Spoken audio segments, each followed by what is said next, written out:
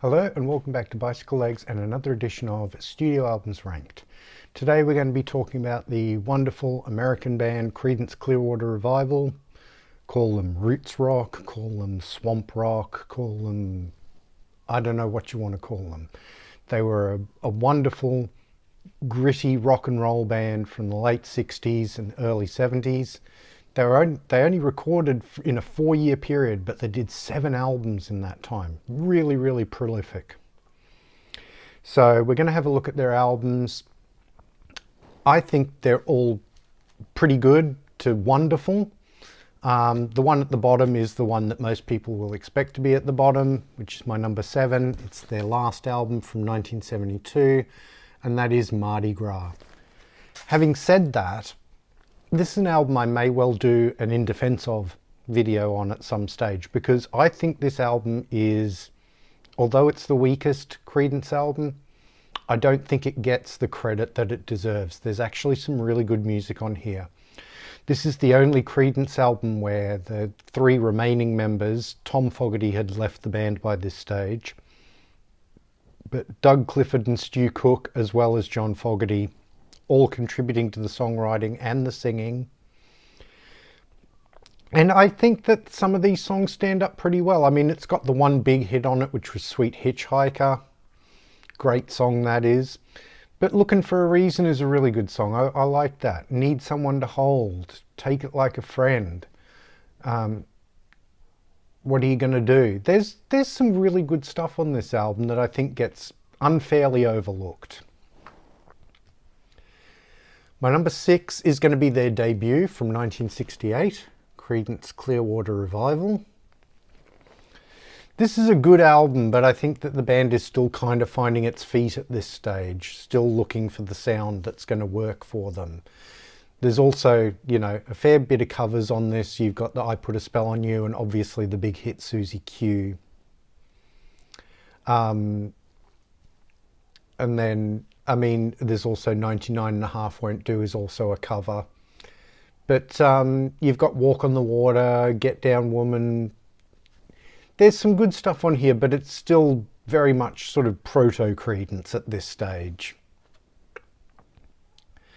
My number 5 is going to be their 6th album from 1970, and that is Pendulum. Another album that I think sometimes gets unfairly criticised, but I really like this album. I mean, it's got Pagan Baby on it for a start, and, you know, that's worth the price of admission alone. It's got Have You Ever Seen the Rain, which is one of their biggest hits. A lot of people gave them shtick for Rude Awakening number 2, where it thought they were trying to sort of get into that jammy, psychedelic kind of thing, but I kind of like that. It's got Hey Tonight on it as well, which is another big hit for them. Wonderful song. Sailor's Lament. I Wish I Could Hide Away. It's a really good album. As is my number 4, which is one of the 3 albums that they did in 1969, and that is Willy and the Poor Boys. This is the last 4 here are all classic Creedence.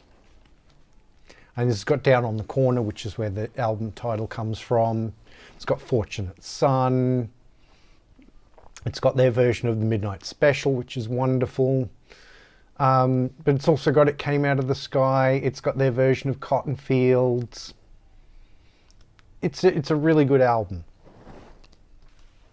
My number 3 is going to be also from 1969, Green River. And it's got the title track, which is just a fabulous song. It's got Wrote a Song for Everyone, which I've always really loved that song.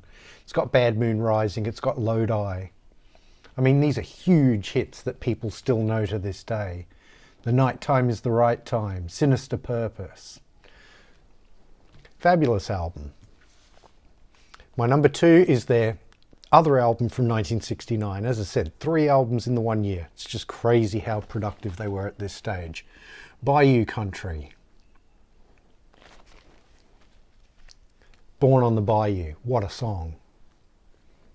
It's got their cover of Good Golly Miss Molly. It's got Bootleg, Graveyard Train, Proud Mary, big hit for them, obviously.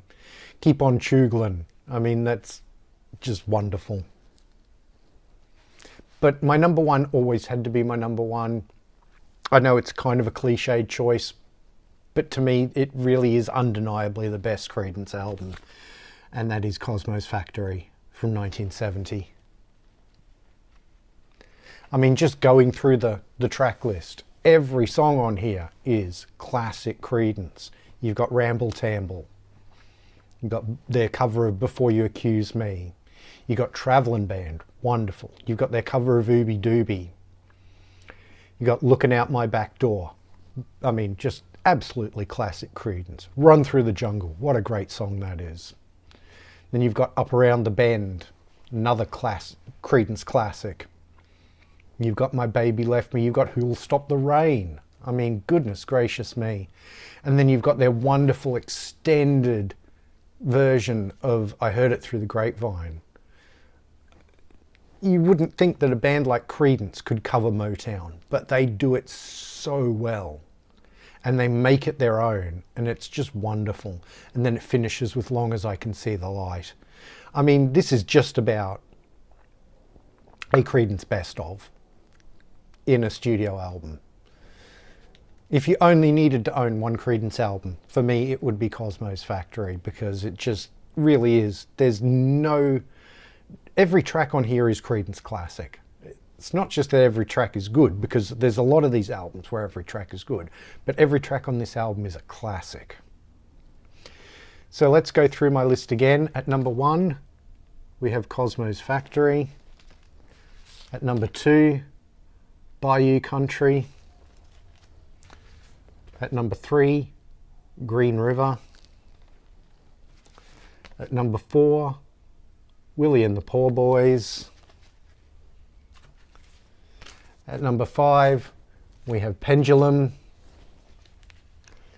At number 6, the self-titled debut, Creedence Clearwater Revival. And at number 7, Marley Gras. As I say, this album definitely deserves more respect than it gets. So I'd love to know in the comments what your favourite Creedence albums are. If you want to rank the whole lot, I'd love to see your rankings, to see where it differs and disagrees with mine. I love reading the comments, so please let me know what your favourite Creedence songs are, what your favourite Creedence albums are, where you think I got it right, where you think I got it wrong. Please like, share and subscribe. It really does help the channel out. Thank you to everybody who has subscribed so far. Couldn't do this without you. If you're new to the channel, please have a look at some of my other videos. I have everything playlisted. So if you want to look at my other studio albums ranked shows, there's a playlist for that. If you want to watch my In Defense Of videos, there's a playlist for that. My anniversary albums, playlist for that, and so on and so on. If you want to follow me on social media, I'm at bicyclelegs on Instagram and Twitter. On Instagram, I'm mostly posting the records I happen to be listening to at the time, as well as channel updates. On Twitter, I talk about anything and everything, but I am definitely trying to give that more of a music focus. Thank you very much for watching, and I'll see you in the next one.